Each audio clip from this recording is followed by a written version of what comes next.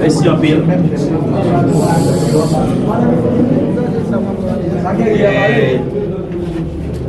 Maintenant, on connaît un pile monde dans les mecs et nouvel président. Le président désigné, Joseph Mécène Jean-Luc, supporte très bien. Président de la oui. Président tout le peuple là. Le président désigné supporte très bien. Et hier soir, le président désigné, il a gagné un entretien très constructif avec les officiels de la communauté internationale. C'est un échange.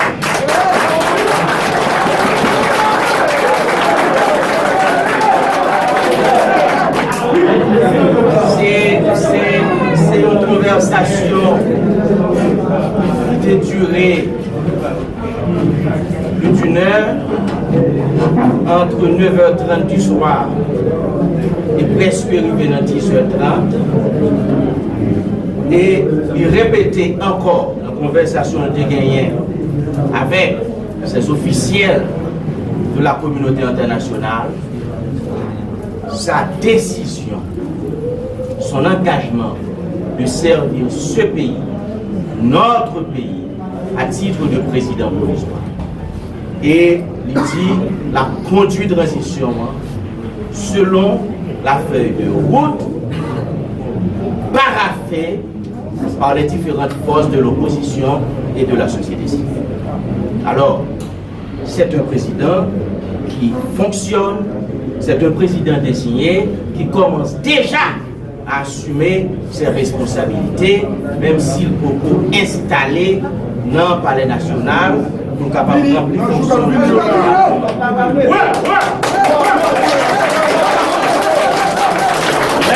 Mais il a déjà commencé le travail dans ce sens, il est prêt pour continuer pour la responsabilité. Il demandait pour me saluer le peuple haïtien pour lui, pour me débattre la population garantie qu'il ira jusqu'au bout dans cette bataille et que ce choix qu'il a fait, c'est un choix patriotique. Ce n'est pas un choix partisan, ce n'est pas un choix intéressé.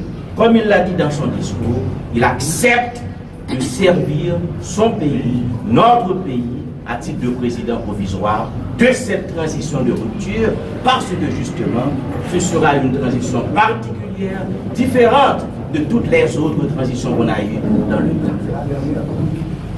Mes chers compatriotes, le pays nous a traversé une situation exceptionnellement difficile. 7 février 1986, après 29 ans de combat, le vaillant peuple haïtien de renverser la dictature des Duvalier. Ça fait 35 ans. Ça fait 35 ans et quelques jours. Et depuis le ça, c'est pour la première fois dans notre histoire, on se retrouve face à un président dont le mandat est arrivé à terme et qui refuse de quitter le pouvoir. C'est une situation exceptionnellement difficile et question fait mandat Jovenel Moïse là, ce n'est pas la parole de la société civile, ce n'est plus la parole de l'opposition, ce n'est plus la parole, la position de l'église catholique, de l'église protestante, ce n'est plus la parole des paysans, mais il y a le pouvoir judiciaire, co-dépositaire de la souveraineté nationale, qui, dans une résolution en date du 6 février 2021, a constaté formellement la fin du mandat constitutionnel de Jovenel Moïse. Ça veut dire qu'il n'y a plus de débat sur cette affaire. Il n'y a plus de discussion sur cette affaire. Ce n'est plus une question d'argumentation pour ou contre. C'est une question définitivement tranchée par le pouvoir judiciaire, co-dépositaire de la souveraineté nationale. Je dis, tout l'autre pouvoir est censé dans une situation difficile. Le pouvoir exécutif est illégal, avec le Premier ministre qui n'avait pas reçu la bénédiction du Parlement, avec un président dont le mandat est arrivé à terme. Le pouvoir législatif de son côté est dysfonctionnel, il n'y a pas de chambre des députés, il y a seulement 10 sénateurs. Le pouvoir législatif est dysfonctionnel. Le seul pouvoir qui existe aujourd'hui et qui fonctionne en toute régularité, c'est le pouvoir judiciaire, co-dépositaire de la souveraineté nationale. Et c'est ce pouvoir qui, au nom de la Constitution, a constaté la fin du mandat constitutionnel de Jovenel. Pourquoi est-ce qu'on me dit non? Cette bataille, mes chers compatriotes, nous l'avons déjà gagnée. Les carottes sont cuites, nous pouvons manger le seul. D'accord?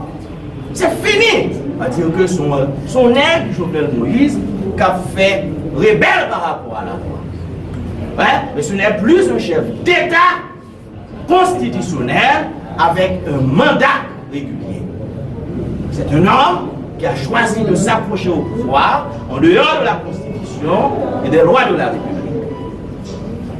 Maintenant, répression. Bon, évidemment, c'est la règle. Lors d'une situation comme ça, la répression devient l'arme de prédilection de ce pouvoir. Parce que lors d'un pouvoir qui écrase l'État, qui a disloqué l'État, qui a volé tout le pays, qui a fait massacre la Saline, Bel-Air, Cité Soleil, qui a volé comme Petro-Caribé, qui a volé du coronavirus là, eh bien la seule manière d'éviter de comparaître par devant la justice, c'est de garder le pouvoir. Voilà pourquoi ce pouvoir fait de la répression son seul et unique instrument de combat politique. Et le bilan de cette répression est lourd.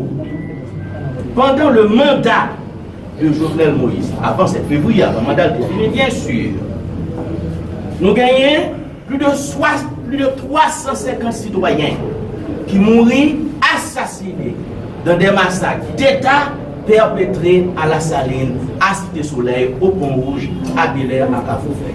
Je reprends. Près de 350 personnes ont été assassinées dans ce pays dans des massacres d'État pendant le mandat de Jovenel Moïse. Deuxième chiffre à retenir. Plus de 400 personnes ont été assassinées au cours de différentes manifestations antigouvernementales réalisées dans ce pays par l'opposition et la société civile. Plus de 450 personnes assassinées dans des manifestations antigouvernementales. Troisième chiffre que vous devez retenir, plus de 1000 personnes ont été arrêtées pour des raisons politiques pendant le mandat de Jovenel Moïse. Ça veut dire avant 7 février, avant le mandat défini. Et dernier chiffre que vous devez retenir en termes de bilan de cette répression, il y a plus de 100 personnes aujourd'hui qui se retrouvent derrière les barreaux de la République pour des raisons politiques. Nous avons plus de 100 prisonniers politiques qui croupissent dans les prisons de Jovenel Moïse. Voilà le bilan de la répression. Parmi lesquels il y a le juge Ivikel d'Abrésil, juge à la cour de cassation. Il a arrêté la veille 22 autres monde. Il a dit pour complot contre la sûreté intérieure de l'État. Mais écoutez, qui ça nous est? Il a présenté nous des mondes avec chemise de nuit, des mondes avec caleçon, moi on pâte dentifrice, moi on brosse à dents, moi on 2 pistolets rouillés, moi on 3 chemisettes, moi on 3 bouteilles de bière, et puis on me dit qu'il y a eu complot contre la sûreté intérieure de l'État. Mes chers amis, c'est une véritable plaisanterie.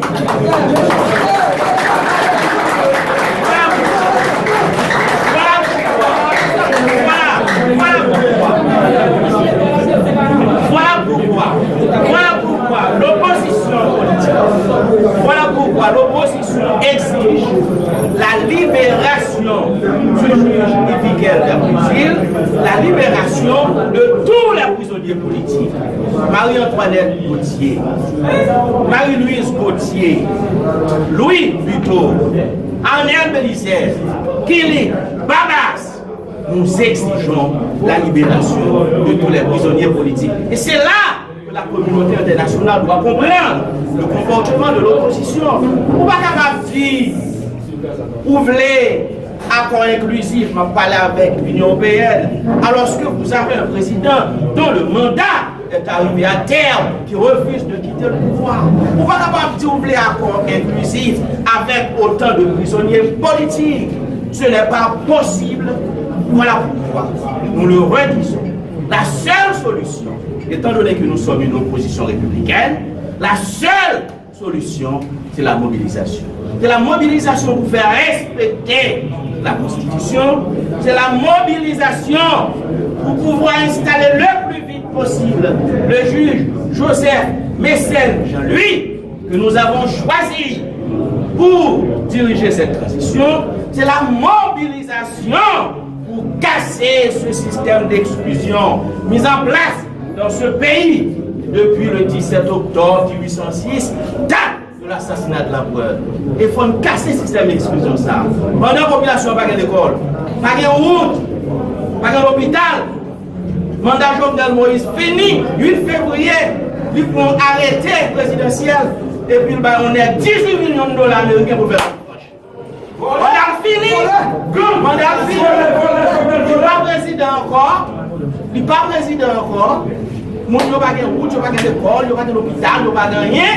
Monsieur pour arrêter le présidentiel et il va à peine, ça je l'assume, c'est moi qui l'assume, il va à peine 18 millions de dollars américains pour le faire zone franche. Mais définitivement, et les pauvres nègres dont les pères sont en Afrique, ils n'auront rien effectivement dans ce pays. Ce n'est pas normal. Alors, il faut continuer la mobilisation. Et notre ami Célestin va vous parler de cette mobilisation. Et déjà, nous condamnons la répression utilisée par la police aujourd'hui pour disperser la manifestation des étudiants. Nous condamnons cette répression que la police a utilisée chaque jour dans les communes, dans les départements pour casser la mobilisation. Et comme le disait Churchill, nous nous battrons partout pour le respect de la Constitution. Nous nous battrons même sur les plages, nous nous battrons dans les montagnes, nous nous battrons dans les collines, nous nous battrons dans la rue, dans les corridors, dans les villes, dans les départements. Nous n'accepterons jamais la violation de notre Constitution. Voilà pourquoi notre ami Célestin va inviter toute la population à descendre dans les rues ce dimanche 14 février 2021 pour dire qu'il faut respecter la Constitution. Célestin.